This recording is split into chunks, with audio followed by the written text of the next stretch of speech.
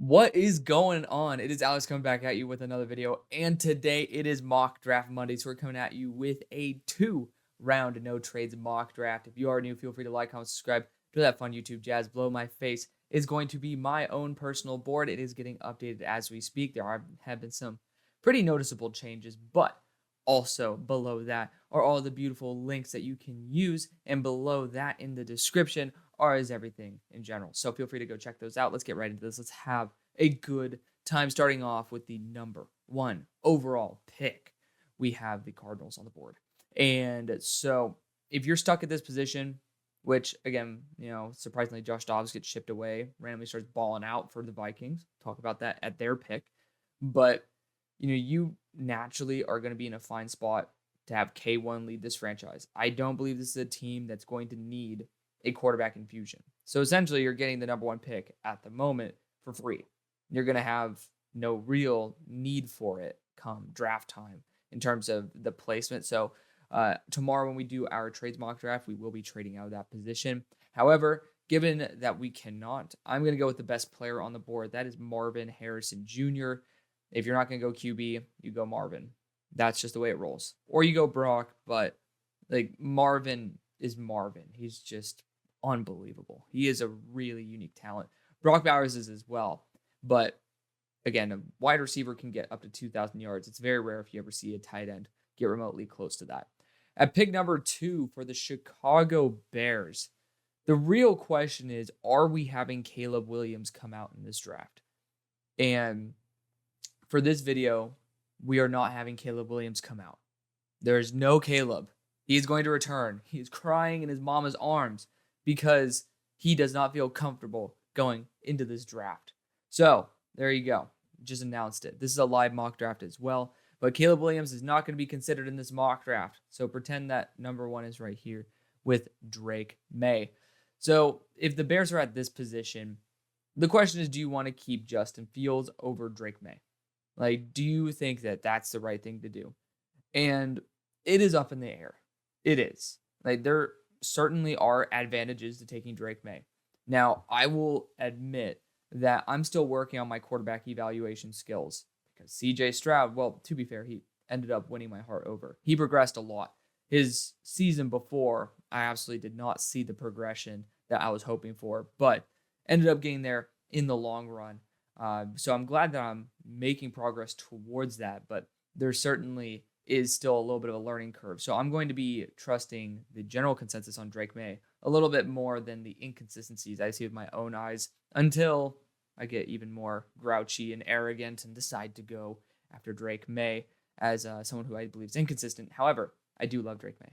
He's continued to be my number 3 quarterback for a hot minute now. And, I've ended up moving both of them up. So good for that. That said, I think that he's a phenomenal quarterback. I think he could be a massive addition to this team. However, I think giving Justin one more year because the position they're at isn't due to Justin might be, no pun intended, justified. So I think that's the best thing we can do, especially if Caleb is returning. Maybe the Bears say, hey, we're going to have a super loaded team for when Caleb comes out.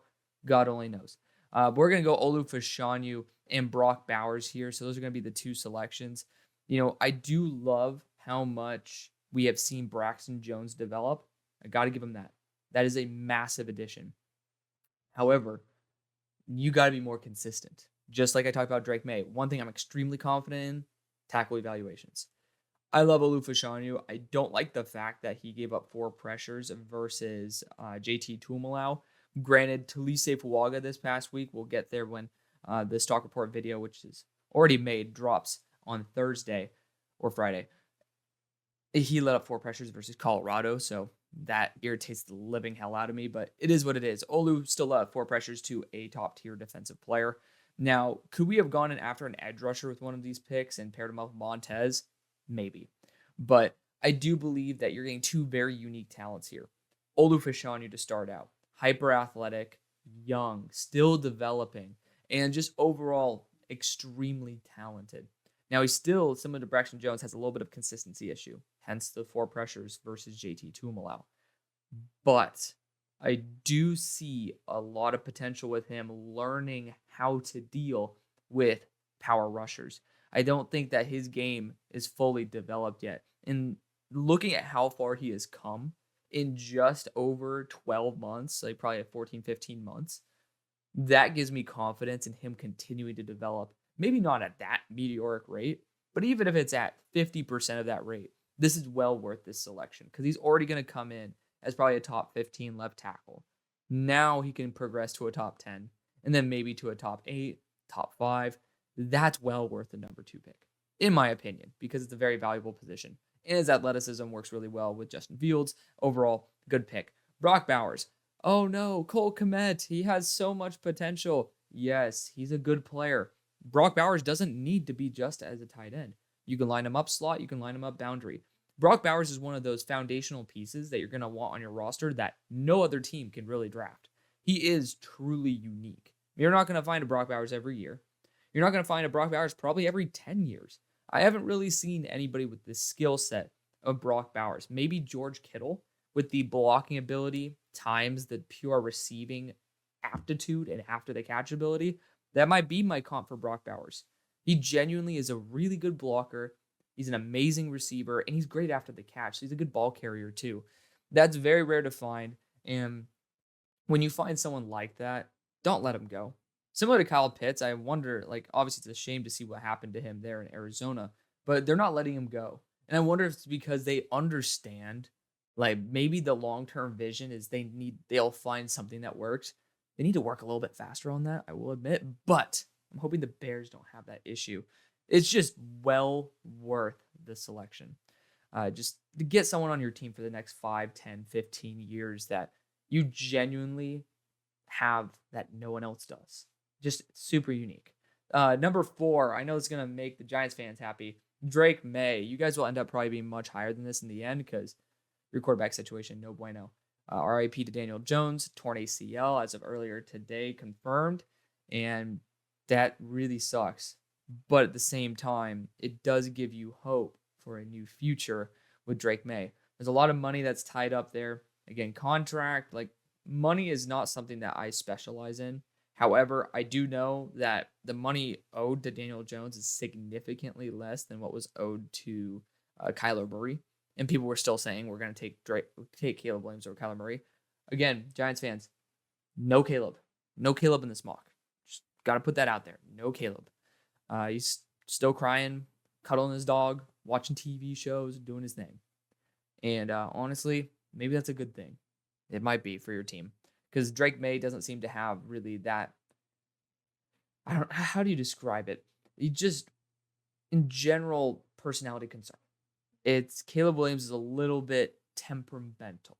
He seems to not be able to control his emotions as well as maybe someone who's in the Big Apple getting shellacked by the media 24/7 should.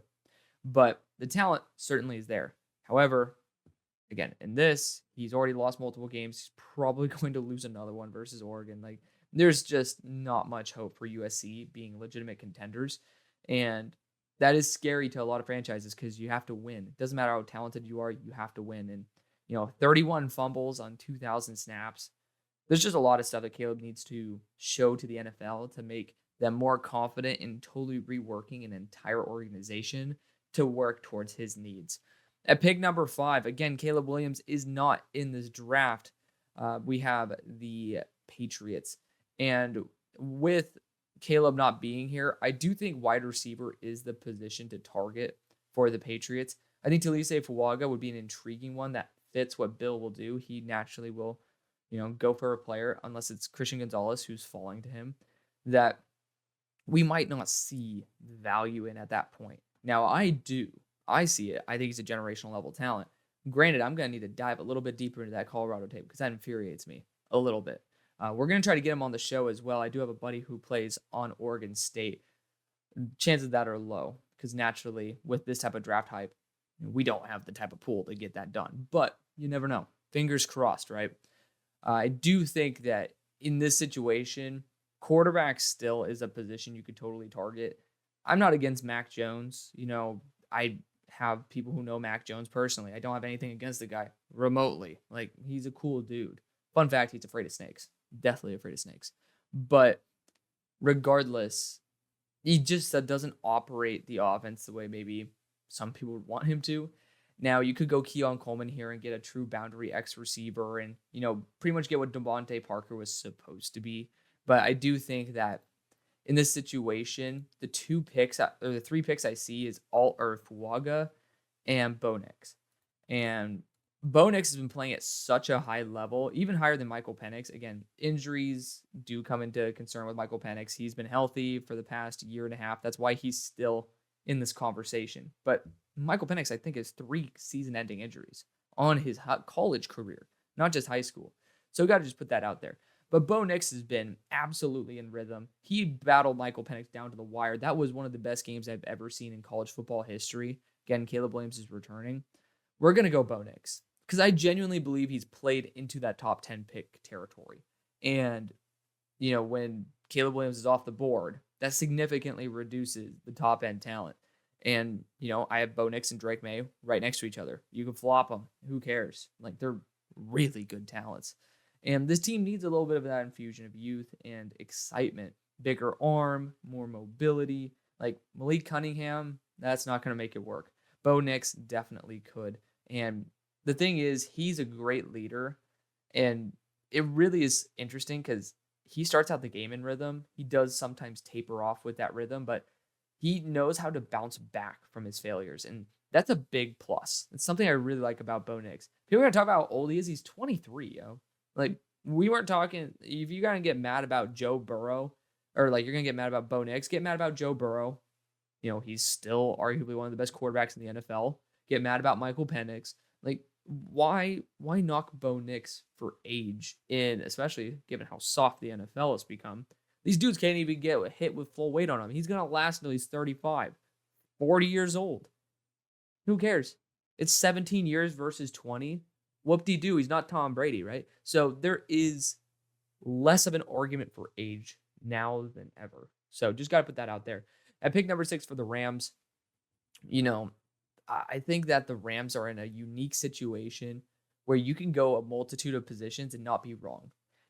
Now, that puts more pressure on me to try to make the best out of that. However, it does kind of feel nice to just be like, I could pick Jerzon Newton here and end up getting arguably one of the best defensive interior talents that we've seen in a hot minute, not named Jalen Carter. He really pretty much challenges Jalen Carter in a lot of people's minds. I'm not fully there yet, but he gets pretty damn close. Just the block shedding ability is super unique, but this is a pretty strong defensive interior class. I'm going to go Joe Alt here because I do believe that just getting someone consistent at that left tackle spot for the next 5, 10, 15 years is going to pay more dividends than going after any other position. You could go after a quarterback here with Michael Penix, but man, that seems really rich. And Shedeur Sanders is coming out in this mock draft because Caleb is returning. Just got to put that out there. So Joe Alt, consistent, high-value position. He had a little bit of a stumble here and there during the season, but he's bounced back. He's allowing pretty much at maximum 1 pressure a game, which is, I give a mulligan a game. When it gets to 3, that's where I get really concerned. And then Talise back-to-back weeks with 2+, now 2 and then 4. That is where I start getting a little bit worried. Given him that generational level talent, that is, he might drop to blue chip because of that, because it is definitely concerning. Regardless, at pick number 7 for Green Bay, I do think quarterback is in the conversation. I know people don't want to hear that. It is in the conversation. Now, I do think that offensive tackle could be a good move. But looking at the tackles available, you got right tackles remaining. You do. I'm not going to take Graham Barton remotely close to this because he is essentially a guard/center that you could hope to be left tackle. But, it's worked out with Zach Tom. I don't know if it's going to work out with Graham Barton because Zach Tom was actually a center/left tackle, similar to Graham Barton. Talise Fuaga, again, super high upside. J.C. Latham allowed 3 pressures this past week, but still very talented player nonetheless. Amarius just needs to get healthy because Xavier Truss is absolute butt cheeks when he's having to fill in at right tackle there. Like, there is a legitimate concern in terms of the left tackles of this class. Jordan Morgan's talented, but maybe that's a good position to go in round 2. So given that information, I might want to look at a couple other positions. And unfortunately, in a trades mock draft, I trade out of this spot instantaneously. But we can't do that. I am going to actually look at defensive interior here at Jerzon Newton. go right down the road into Illinois from, was this Wisconsin? So we're going Wisconsin to Illinois, and I know you need a run defender. Jerzon Newton has his unique ability as a block shitter / pass rusher, but this guy is a physical feat in the run defense game. The next best guy for that is going to be T'Vondre Sweat, who might be a little bit better, but Jerzon Newton brings something that your roster doesn't necessarily have, and that's an elite block shedder with Aaron Donald potential. Pairing him up with Kenny Clark would be ridiculous. So we're going to go after a very Green Bay Packers pick. Not the most flashy guy in the world, but, for me, last year, it was actually the Wisconsin game. I saw Johnny Newton run in a straight line, arguably faster than most tight ends, and it scared the shit out of me. And I was like, who is this guy? Obviously, now people understand who he is, and it's great to see him here. We got 2 rounds. Let's speed this up. I'm already, 15 minutes in. I'm like, come on, Al. We're at pick 8. But at pick number 8, we have the Tampa Bay Buccaneers. And I do think Michael Penix, this is the time to start saying, Baker, he's been doing very well. Very well. But that's not good enough. Like, sometimes you got to, take that extra little 20%. That might make 80% of the difference in terms of the win versus the loss. I love Baker with all my heart. If they end up keeping Baker instead of this, hello, Rogue Hair. If they end up keeping Baker instead of doing this route, I'm not going to blame them. However, I do think Michael Penix could be Baker Mayfield with just a little bit more oomph to him right out the gate. And that's what a team full of veterans kind of needs. So Michael Penix is going to be the selection there. Hopefully he stays healthy. He has so far this year. He did last year, which is a massive plus. Maybe it was just Indiana. Who knows? But at pick number 9 for the Broncos, debating on just getting Kool-Aid McKinstry and getting one of the best tackle duos, or corner duos. Did I say Kool-Aid? Yeah, best corner duos in all of football. Surprisingly, their defense has stepped it up quite a bit. And you're going to get a blue chip player here. And this is not necessarily a great corner class. Just got to put that out there as well. Dwight McLaughlin finally came back and is balling out. So very happy that I've remained in love with Dwight. But I think this is the right move. Now, there's a couple other options you can go. You could, of course, go Talise Fuaga. Again, you'd have to move him to left tackle to eventually replace Garrett Bowles, who doesn't seem very happy with being there. That's why I potentially would take a tackle's potential exit for Garrett Bowles. But I think the smarter thing to do would be to go Kool-Aid McKinstry. They believe in their edge rushers, so I don't think it's necessary for us to target one this early. I'd rather go after, one, you're going back to Bama for a player who honestly is pretty similar to Patrick Surtain. And you're getting somebody who is going to be, it's an expensive position, very valuable position, but you're also going to get him underneath a player of similar background with similar upside and who's already proven to be a superstar. That's going to be pretty damn dynamic, having a no-fly zone there in a very pass-heavy division. Pick number 10 for the Titans. Again, Caleb Williams is not coming out in this draft. Let's just make sure that's clear to those of y'all who like to skip around the video. I do think Talise Fuaga would be the right choice here. Will Levis looks like the dude. Like, he looks like the dude. Now, I do love the idea of going Keon Coleman. I think that's an excellent choice. I'm going to pass on it this time. I have gone that route multiple times. I've also gone the Talise Fuaga route multiple times. The only reason I'm passing on Keon Coleman, because I do think it's an excellent pick. Like, again, I make the pick myself. I think it's a great pick. Is the fact that right tackle right now is Chris Hubbard, substituted in with Nicholas Petit-Frere. That needs to be upgraded. It does, especially if Will is your guy. Just make sure he's protected. Have Nicholas Petit-Frere go to left tackle over Andre Dillard, and then have Talise Fuaga be that right tackle. So for me, I think that's your best return on investment. We'll see what happens in the next round, but just a top tier player. He's dealing with an injury that has led to 6 pressures in the past 2 weeks. Again, it's infuriating to me because I have such a high opinion of Talise. But players do have mulligans. Like, sometimes I allow 1 mulligan game a year, and 4 is probably the max amount of pressures I would allow for a mulligan. I might allow it this time. I got to watch it again in depth, but it is certainly concerning. Pick number 11. So for the Chargers, this would have been an excellent pick for the Chargers. I think I still might end up going right tackle for them to above Trey Pipkins. I'm looking at edge rusher here as well, though. Khalil Mack's not going to be there forever, and they're pretty reliant on a rotation of guys because I love Tuli Tuipulotu. I think he's going to be a great asset down the line. But you do have some really talented edge rushers here. That being said, the fact that you could probably get Princely Umanmielen in the next round, probably going to be worth waiting on. So we're going to hit the pause button on that for the time being. Other positions of note, you could go after someone like Malik Neighbors here to be a really good combination with, you got Mike Williams there. I think that Keenan Allen's closing in on the end of his contract / end of his career, to be fair. But Quentin Johnston, Malik Neighbors, like Malik offers that deep threat ability that they don't necessarily have. Would love to hear what y'all think, especially for the Chargers fans down in the comment section below, because that is certainly the position I'm trying to lean. I'm going to go the right tackle here with JC Latham, even after his last week, because he has been pretty damn consistent all year long versus some very good talent. But I do want to hear y'all's thoughts about going Malik Neighbors there, because I might not be the highest statistically on Malik Neighbors, but I think he fits that role so well that I don't care what I think of him as an overall receiver. He is a god tier receiver in the role that he's going to play in this offense. That's why, like, a lot of the grades I give receivers, most of the time it's going to be post-draft eval. That's the most important because it depends on the role they're going to play. If you're going to draft Malik Neighbors to be Devontae Adams, you're not going to work out that way.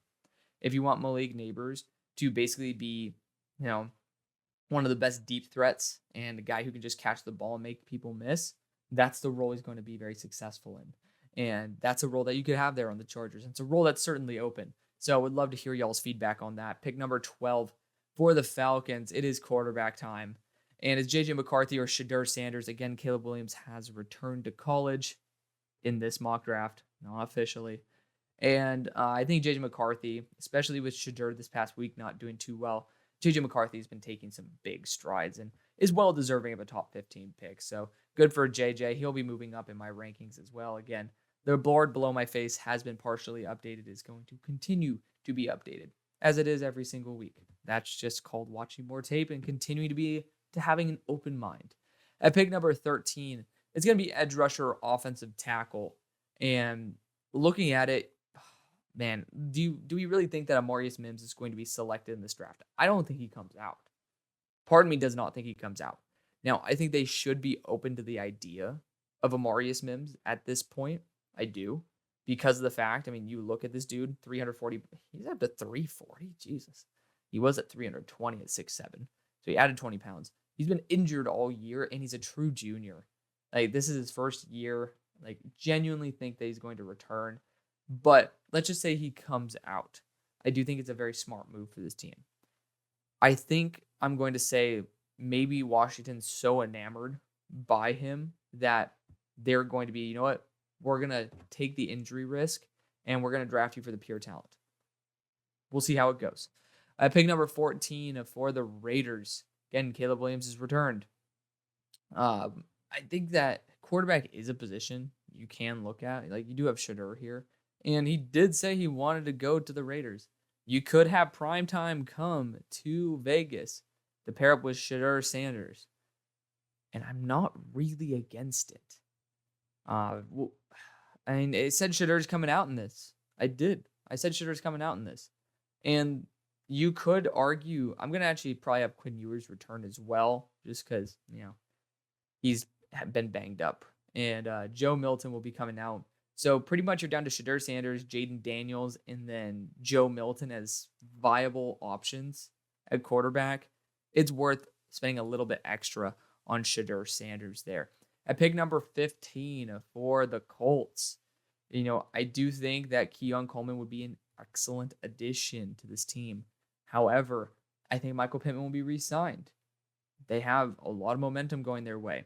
Therefore, I'm going to go a defensive back here. I'm going to go Kalen King because I love Cooper DeJean. I think he'll be a great addition nonetheless. I just believe he's probably going to be more into that safety role / slot corner. And there's not that many really good boundary corners in this. In this draft, there's not really much at all in terms of depth at DB. but the safety class is a little bit more fruitful down the line than the cornerback class is at the moment. Kalen King has the physicality you're looking for, maybe not the size, but certainly the physicality. Pick number 16 for the Cardinals. We already have our number 1 overall pick in Marvin Harrison. Now we could look at an edge rusher here like Jared Verse. I think that'd be a very smart move. Too bad we can't get Keon Coleman and pair him up and just say screw it. But looking at the best options, you could go after a corner here as well. I feel like that'd be forcing it a little bit too much. I will be going the edge rusher route just because the value is too good. I think people are loving Jared Verse probably more than anybody else for the Cardinals at the moment. And whether it's I brought Braylon Trice back into the fold because back-to-back weeks of 16 and then I believe 8 or 9 pressures, like he's back.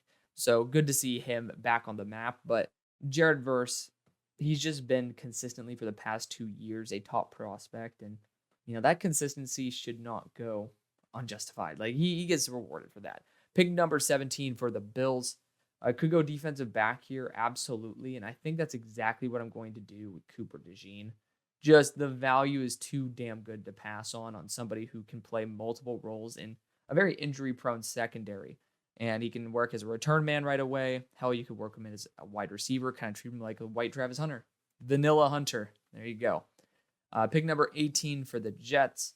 Y'all know if there's a right tackle available, I'm taking him. Don't believe that there is one of this type of quality. Therefore, I am going wide receiver with Keon Coleman. The elite combination of Garrett Wilson and Keon Coleman will keep this city thriving for a decade. Pick number 19 for the... Why did I blank on the Saints' name? I'm tripping. The Saints. I do think they could go after a high upside edge rusher here. Obviously, you don't have Marcus Davenport anymore. Cam Jordan's getting old. He's already old, but he's getting older. And then Peyton Turner, really? And then you got Foskey in there for sure. But Leatu Latu fits exactly what they normally go for in terms of their edge rushing upside. I do think safety in terms of, getting a Honey Badger replacement for the long run is not a bad idea, but I'm going to pass on it for the time being. Our next selection is going to be with the Vikings. And you know what? Josh Dobbs is doing his thing. I don't know how or why, but he is. So we could look at corners here. Nate Wiggins, very talented corner. Denzel Burke, very talented corner. They have yet to put in Dwight McLaughlin, which irritates the living hell out of me, but it is what it is. I do think those guys are all very valid options. However, I am going to address the edge rushing position here. They don't really necessarily have guys on contracts. I don't really know if Danielle Hunter's going to return after this year. And looking at the guys available, there are some really, really talented edge rushers on the board. You got Dallas Turner and Braylon Trice. The question is, and Chop Robinson, I can't leave Chop out of the equation. I mean, he's a freaking monster. So the question is, who do you want? And for me, I'm going to go with Braylon Trice just because that 6'7" or 6'4", 270-pound frame, 274 now, by the way, he added weight too, is just like so freaky. It really is. You're getting a really good frame on a lot of these edge rushers. And, Braylon Trice is going to be very hard to pass on. It's a very high value position, $30 million a year, essentially, for the top ones. And it's worth it. Like $25 million a year, you're essentially getting for the pick number 20 because this guy really is something special. It's well worth that pick. I don't think any of the quarterbacks are really worth it at this point. Again, Caleb Williams is returning. So you're down to Jaden Daniels. We're having Quinn Ewers return as well because it just does make sense. And Joe Milton. I'm not spending a pick on them. And again, y'all know my love for Joe Milton. He is falling out of my top 32. Pick number 21 for the Cowboys. I do think Malik Neighbors would be an intriguing option. I think Chop Robinson would be an intriguing option. I think Nate Wiggins would be really awesome. You can pair him up with Deron Bland there and just overall have a really deep secondary. And I think that matters a lot more than, what it looks like on the surface. You could go wide receiver here with someone like Almeka. You can go Rome, Malik. It just depends on what you want. Chop has the highest upside out of the positions available. But again, it's a pretty weak corner class. And going after someone like Nate Wiggins or Denzel Burke or, Dwight McLaughlin, that's going to be exactly how you get the most bang for your buck. And again, Nate Wiggins can give a lot more cushion to guys like Deron Bland to take the risk to get pick sixes and such. So I really do like the potential upside of Nate Wiggins here. I don't think there's a left tackle that's really worth the value either. So you're really stuck with very limited options in terms of your best return on investment. Pick number 22 for the Steelers. For me, it's right tackle. I don't think interior offensive line is worth selecting at this point. I mean, we could go Graham Barton here. If we want to end up keeping, if he ends up working as a left tackle, we could keep Broderick Jones at right tackle. And we could have Graham Barton be our Swiss Army knife. This offensive interior class is just really good. Let's look at other positions as well. So I do think corner and safety are still on the board for the Steelers. Looking at the options available, you got Denzel Burke here, who I don't think would be a bad choice. He's completely different stylistically than Joey Porter Jr., and so I'm a little bit worried about that. Dwight McLaughlin might be a better fit for our system. Linebacker's not good enough. Safety-wise, I just don't see the value personally. And you do look at the offensive line value available. Like, I really love Karan. That could be a really good option down the line. Christian Haynes, y'all know how I feel about him. I think I'm going to go after Graham Barton here because he's going to play center or tackle, which is a really unique combination. But, you can't get much worse than Dan Moore. So Graham Barton is going to be the selection. Hopefully he stays healthy. Pick number 23. This would have been a good position for Graham Barton to be as well. However, the Texans are on a roll, man. They're doing a very good job. And the question is Tank Dell good enough to outclass Malik Nabers as a deep threat receiver? When Malik's probably going to run the 4.3s, Tank Dell ran 4.5 flat. I love Tank Dell. I'm not trying to shit on Tank. I'm just saying, is there a role available to where Malik Nabers can really maximize that arm power of CJ? Now, I do think Emeka could be really awesome, but at the same time, I don't really feel... I've already done that pick multiple times, and the more I think about it, he doesn't open up much of the offense the way that Malik Nabers could. I do think Chop Robinson is a legitimate option. However, the defensive interior is not doing too well. Leonard Taylor has a lot of upside, but he's been really disappointing over the past couple weeks. I genuinely believe he's out of shape, and he just doesn't know how to keep his body in condition for the whole season. But when he is in condition, this dude is one of the best players on the field. I'd rather get someone who's going to be an every down starter, and that's going to be Chris Jenkins, or it's going to be Tavondre Sweat. Tavondre Sweat has unbelievable length. I don't know why he's getting the hate that, hate in terms of his overall ranking, because to me, he's a top 64 player. If you look at him, he is 362 pounds, and he makes plays every single week. Him and Byron Murphy and the rest of, I think Braden Soren or something like that. Braden Sorrell. That guy might be on LSU.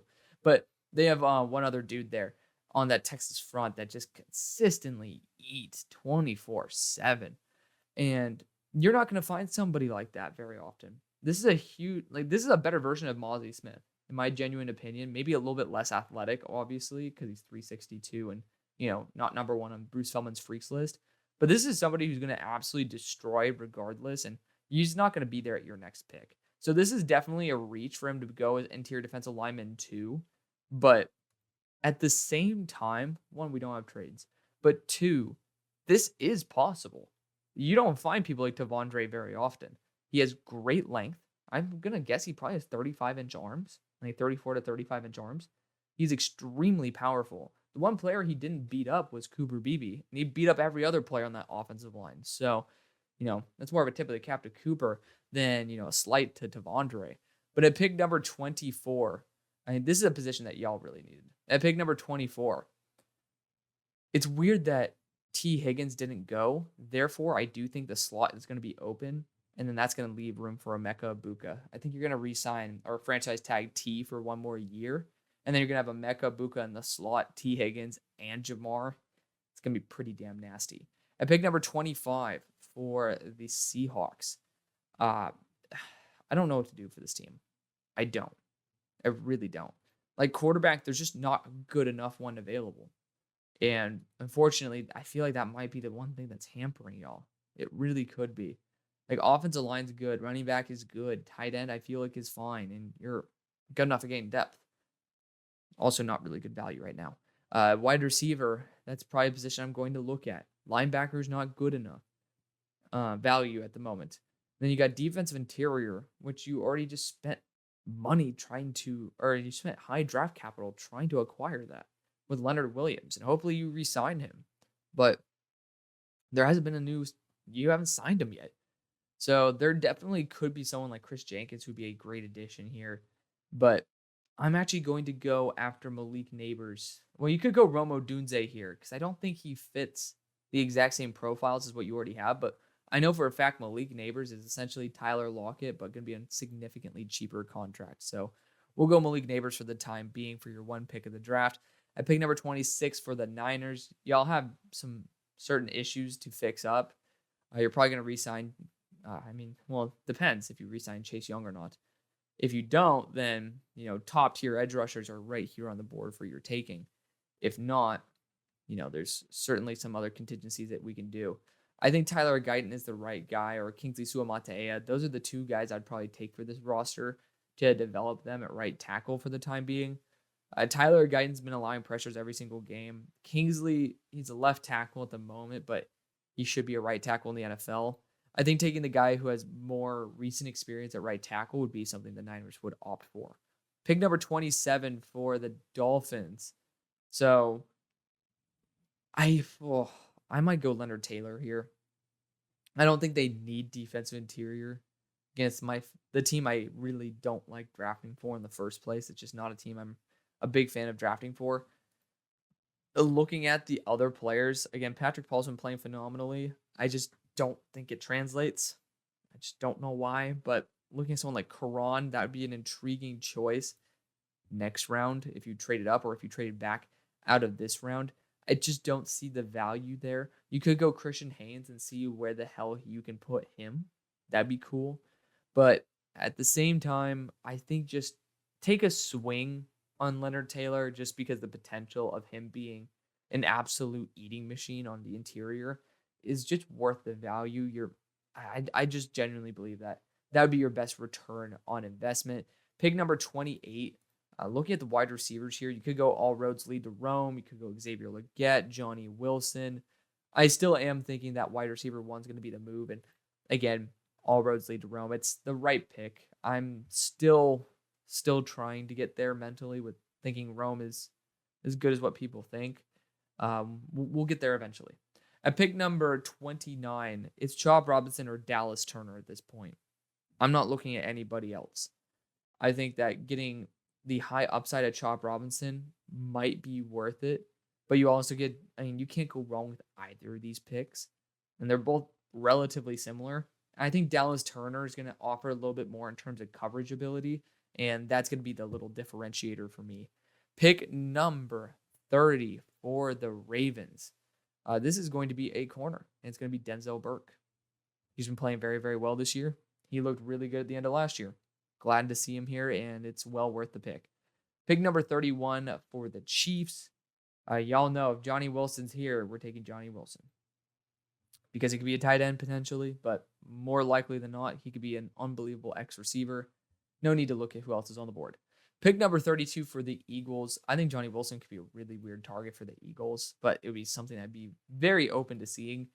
It's probably going to be edge rusher or corner, and I don't think Dwight McLaughlin would be something that they're going to go after at this point, but I do think that Chop Robinson, with the high potential that he has, is worth taking a swing on. A little bit lighter than what they normally go for. However, Chop is still close enough to that 260. I think he's around 254, and that is well worth it. So I was about to end the video right there because I'm so used to going one round. Let's get on to round two. Let's have some fun here. Pick number 33. So we have already Jared Verse as well as Marvin Harrison Jr. Defensive interior is going to be where I go with Chris Jenkins. Don't really need to explain that one too much. However, getting run defense on a very weak defensive interior, it's always going to be a major asset. Pick number 34, wide receiver. Who else is left? You got Xavier Legette here, and that could be really intriguing. Not many guys get to move at that rate that Xavier does at 227 pounds. It could fit exactly what they are looking for. There are some other really good wide receivers in this class. However, not many of them can come close to what Xavier Legette could be. Pick number 35. This is from the Bears for Montez Sweat. We are going to look at JT Tuimoloau, Princely Umanmielen, Chris Braswell, and Jonah Ellis here. I think JT Tuimoloau at that 270 frame and the fact he's continuing to develop is going to be well worth it. Pick number 36 for the New York Football Giants. So we already got Drake May. Could look at a potential right tackle upgrade and Kingsley Suamataia, get, Evan Neal out of there. But we're going to pass on that for the time being. Wide receiver A.D. Mitchell could be exactly what this team is looking for. He's started to emerge as a pure X receiver, and that's exactly what I was hoping for. He's just dealt with too many injuries in the past, and I think he'd be a very, very good addition. Pick number 37 for the Patriots got Bo Nix in the first round. I think it's going to be down to wide receiver and tackle. And looking at the wide receivers available, not too comfortable with it. I think Jordan Morgan would honestly be a really good option. And, it hurts me a little bit because I think I'm taking him away from the Packers here. But, it feels like a Patriots pick as well. Not the flashiest guy in the world, but really good technique.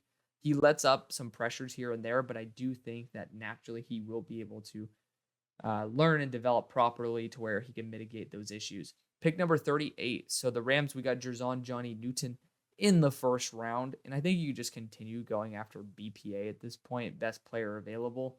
And, whether that's going to be a linebacker, which it's not, I think it is going to be a defensive back.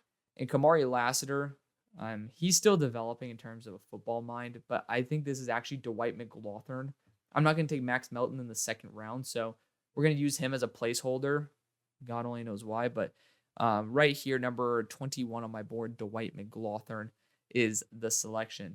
Pick number 39 for the Green Bay Packers. Again, would have loved Jordan Morgan here. That is no longer an option. I do think Troy Fautanu or Karan Amajaje, I think that's how you say it, or Amajaje, I don't know. This guy's phenomenal. He deserves a lot of love. And if you end up having Bakhtiari for one more year, this could be the right move. Develop him and sit him. The question is, do you want to develop or do you want to get somebody right away? Javon Foster's another name that I will note here. However, defensive interior, actually, we didn't do that with the Rams. What did we do with the Rams in the first? We got Joe Alt, Lamau. That doesn't change my opinion at all on what we go with Dwight McLaughlin. We got actually a defensive interior for y'all in Jerzon Johnny Newton. So, whoopsies. We're going to go safety here. And you got Nubin, you got Kinchins. I think Kinchins has the higher upside. Nubin's more familiar with the overall environment. You can choose which one you like. I'm going to go Kinchins for the time being. Pick number 40, we have the Tampa Bay Buccaneers who have already selected Michael Penix. At this point, the value might be best at edge rusher. And looking at a guy like Princey Umanmielen, who needs a little bit more polishing in terms of his NFL ability, but unbelievable potential in terms of the fact he has great speed to power and his bending ability has gotten better by the week. Well worth that selection. Pick number 41. So the Saints, this is their pick from Denver, and they ended up getting an edge rusher in Leatu Latu in the first round. Now, I do think a quarterback could be in order here in the name of Joe Milton, just to have some real upside there. However, you could go after another wide receiver here in Jalen Polk and Troy Franklin. There are some other positions I would be very excited to address. One of those positions actually could be left tackle, and I'm going to take a swing here. I'm going to go Kingsley Suamataia. So he has not done too well at left tackle. I don't think either tackle position necessarily is super safe, but the one thing that I think Kingsley needs is a little bit of time, and him sitting for a year while Trevor Penning is still trying to be Trevor Penning and could end up being really great. Then you got Ryan Ramczyk, who is getting older, getting close to his contract. He's not known as the best right tackle anymore. That could be a longer term option for Kingsley. This is going to be an insurance policy for either tackle in case one of them fails. It's an expensive pick to pay for it. However, I think it's worth spending that pick. At pick number 42, we will be probably going after a wide receiver here. Jalen Polk is a really good addition for this team. That's a really good pairing with, Traylon Burks. Hopefully that he's all good. I don't remember the update on him. But Jalen Polk, you look at him, he has an X build. 6'2", 204 pounds. This guy's been lighting it up. And I think he'd be a great addition. So now you got the tackle and you got the wide receiver. You could have gone after a corner there as well. I don't think that's out of the question, but there's just something so awesome about equipping a quarterback with all this potential that let's just try it. Let's have fun. Pick number 43 for the Chargers. We ended up, what did we end up doing for the Chargers? We ended up going J.C. Latham. So I do think defensive interior could be right on that list. Mason Smith having that 310-pound frame. I don't believe he's the best in run defense based on the fact that LSU got absolutely sliced and diced this past week. But the pass rushing upside certainly could be worth it. And it's the second round. Dante Corleone's going to be the better run stuffer out of the bunch. Another name I'd like to shout out is Tyleik Williams in this equation because I think he could be a really big asset as well. I'm going to go Mason Smith here just because the potential is through the roof. At pick number 44, we got Shadur Sanders. Just kidding. We got J.J. McCarthy for the Falcons. I'm a big fan of Shadur to the Falcons, to be fair. But looking at the guys available, there's a lot of really good players here. I do have Xavier Thomas. I'll probably drop Xavier Thomas below Chop. But, there's some really, really good edge rushers on the board. Jonah Ellis is a little bit light. Chris Braswell is as well. I believe, he's 255. They're looking more for that 270 frame, but, there is some wiggle room there because I think Chris Braswell is pretty damn awesome. And I'm glad to see that he's getting the love he does deserve. But, again, could talk about Xavier Thomas here. Could talk about Tyler Barron here. Both those guys respected in their own right. And that round that to be fair, Xavier Thomas used to be in that 260 to 270 frame. He's down to 255. So we're going to go Chris Braswell here and see what happens.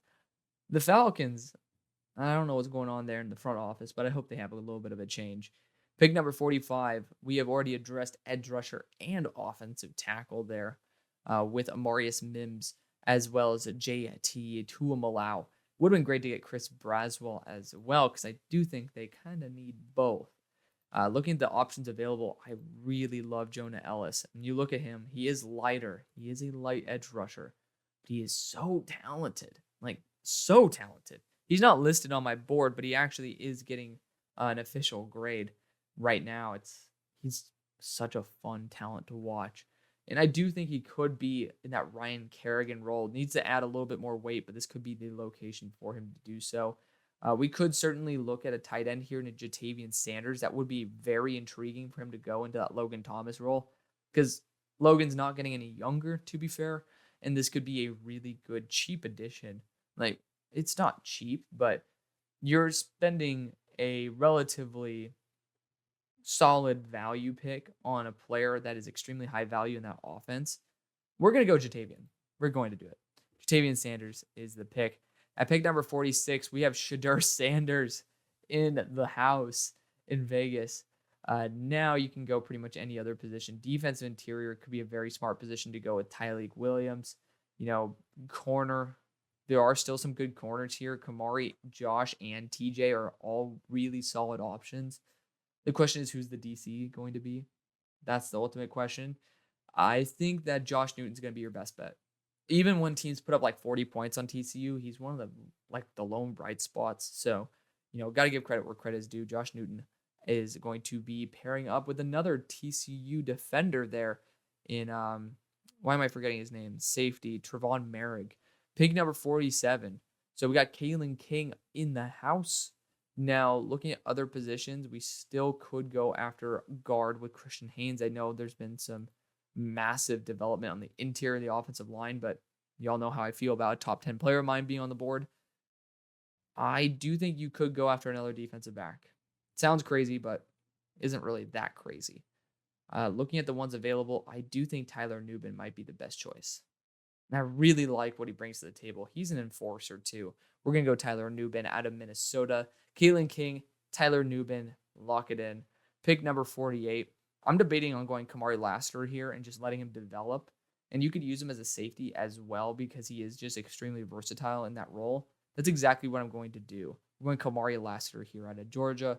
Pick number 49 for the Bills. They end up getting Cooper DeJean. Now, another position I think they can go after is right tackle. Oh, we really depleted this draft, didn't we? You could sit Karan and see what happens. I don't think that'd be a bad choice, but I'm going to pass on it for the time being. And I'm going to look at the wide receivers available. I think Troy Franklin at this point is worth the selection. The dude, apart from his drops, has been phenomenal. So we're going to go Troy Franklin out of Oregon. At pick number 50, I think running back or quarterback needs to be this move. Looking at what we did with the most recent pick, we got Cam Kitchen. So you could go after a quarterback here and just put pressure on with Joe Milton. I kind of am for that, but we'll leave that for the time being. It is what it is. We already have defense interior with Johnny Newton as well. I do think the first running back should go. Jonathan Brooks is a missed forced tackle machine. And so we're going to give him some credit here. Jonathan Brooks is going to be the selection. This team is pretty heavy in the run game, and Jonathan Brooks is a 3-down back. For the Eagles, we are going to be going Karan Amejaje out of Yale. He needs 1 to 2 years to sit, but this dude is one of the freakiest athletes I've seen at the tackle position. There's just not much development that Yale can pretty much provide Karan. So for the fact that he is coming from a really crap school for development, he's spectacular, very dominant. He definitely belongs in the conversation for the second round, and he needs a little bit of time to sit and develop. But that's exactly what y'all have. You probably have 1 to 2 years of time to sit and develop Karan, and he could be unbelievable, and I mean unbelievable. Pick number 52 for the Vikes. I am going to go after a quarterback finally, and we're going to go after Joe Milton. Having a 90-yard deep ball to Jordan Addison and Justin Jefferson, worth the shot. Pick number 53 for the Cowboys. Already went after a defensive back with Nate Wiggins. Now, you could go Patrick Paul here. I know a lot of people are going to support this one, and I'm going to try to just be respectful of Patrick Paul. I have a 5th-round grade on him, but at the same time, he's been locked down in terms of statistically. He's been like in that 96 PFF pass blocking grade. He doesn't allow pressures. I don't fully agree with my own eyes. However, I blend my board with realism, and I've never given Patrick Paul a shout. And if there's going to be a team that takes him, it's probably going to be the Cowboys because, Houston does come up into our area very often. The ACC, it's just what they do, or AAC. So we're going to be going Patrick Paul here to be the future left tackle of the Dallas Cowboys. For the Steelers, I'm debating on going TJ Tampa here. We went Graham Barton in round 1, and I think TJ Tampa would be a lockdown corner 2 in our system. Pick number 55, I'm going to go Kalen Bullock here to be a versatile defensive back for the Browns. Just at this point, I'm sniping guys really quickly because it's BPA. Kalen Bullock is a top 32 player on my board. Pick number 56 for the Bengals. We went after, what do we do in the first round? I'm tripping. What do we do for you? Emeka Egbuka, slot wide receiver. Now, I think going after a defensive interior would be a good idea with Dante Corleone right down the street. I think I've done that exact pick before. So, it fits. Super big run stuffer, unbelievable potential in terms of just the pure drive that he has. Well worth the selection. Pick number 57 for New York. This is via Seattle. And I think this is a Leonard Williams trade as well. So good for y'all. I'm looking at getting actually Jonah Ellis here. Getting a number 2 edge rusher is something that might not click to everybody, but I do think it's something y'all could do. And wide receiver wise, we just got AD Mitchell as well. This is the right pick. I really love Jonah Ellis. He popped off to me on the 3rd of September. I just remember that because it's like he was somebody that I said he flashed his 1st-round potential, and I had no idea who the hell he was. And obviously people have grown to love him. He's a really talented, really unique mover as an edge rusher. And so I just kind of want to reward that. And y'all do need somebody who can be more consistent than Aziz. And Jonah Ellis is going to be that. Pick number 58 for the Niners. Whew, man, we went offensive line in the first round, I believe, with Tyler Guyton. I think I'm going to go offensive line again. And we're going to go after my number 10 player or number 11 player in the draft, Christian Haynes.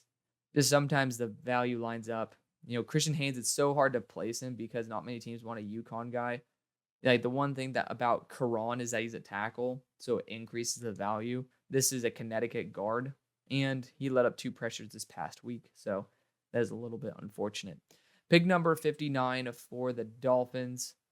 So we already went after a defensive interior in Leonard Taylor. Now the next position I'll go after, honestly, it's going to be tackle Troy Fautanu. He could end up being a guard, and I think that's where he will end up playing. But he does have the ability to play tackle, so at least you have that. You have a really feisty, really high upside offensive lineman that can be very versatile, especially in case of injury. You at least have somebody who can fill in at a tackle position. Troy Fautanu out of Washington, pick number 60 for the Jaguars would have been probably my pick for the Jags to go Troy Fautanu. However, we went all roads lead to Rome in round number 1. With this selection, I am pretty inclined to go onto the secondary. And man, it does kind of fall off a cliff, doesn't it? We're going to pass on that. We're going to go offensive line here. We're going to go Cooper Beebe. Reliable. I know you guys just got Ezra in there, but I don't think Ezra is going to be a longer-term option. Cooper Beebe can also fill in at tackle. This guy's just so much better. So much better than Ezra Cleveland. And there's nothing wrong with Ezra, but at the same time, this is just so much more valuable. And you could put Cooper as a center. So, if you ever want to play that card, you can always do that. Cooper Beebe is just so consistent. And it's weird that I'm the one defending Cooper because I was the first one saying, like, he's not a top 15 pick. And here we are. But at pick number 61, this might be Tyleik Williams if I haven't taken Tyleik already. I feel like I've already taken Tyleik, but I don't believe I have. So if we have not, then that is the pick that we're going to go, and that's Tyleik Williams out of The Ohio State University. High upside, high energy, just somebody with unreal potential on a defensive front where he doesn't need to be the superstar. Pick number 62 for the Ravens. This will also be Keaton Mitchell has been doing a really good job. I'm going to opt out of that for the time being. I think going after a defensive lineman at this point, like Rukaroro, could be an excellent move. So we're going to go Rukaroro out of Clemson. That would have been probably my pick for the Chiefs. The Chiefs, I could go Brandon Dorless here, no doubt. This is, again, a very good defensive interior class. And you can go a multitude of routes. You can even go Michael Hall. That is a legitimate choice. Byron Murphy is very talented as well. I'm going to go Brandon Dorless here. Just a weird hybrid at 290 between defensive interior and edge rusher. And just the pure upside of the block shedding and just pass rush effectiveness, going to be worth it. Pick number 64, Eagles have gotten Chop Robinson as well as Karan Amajaje. Man, that's a tongue twister. With this selection, the Eagles could go after a corner. I'm not seeing anybody of proper worth here. Running back is on the market. I would look at a wide receiver here, and I'd want a route running specialist. I don't really see that on the board, but I do know one that's on the board, and that is Jermaine Burton out of Arizona. I saw that right there with Cowing, but it's going to be Jermaine Burton out of Alabama. We're going to use Mario Williams as the placeholder. So that is going to be the video. Thank you so much for watching and supporting the show as always. See you on the far side. Peace.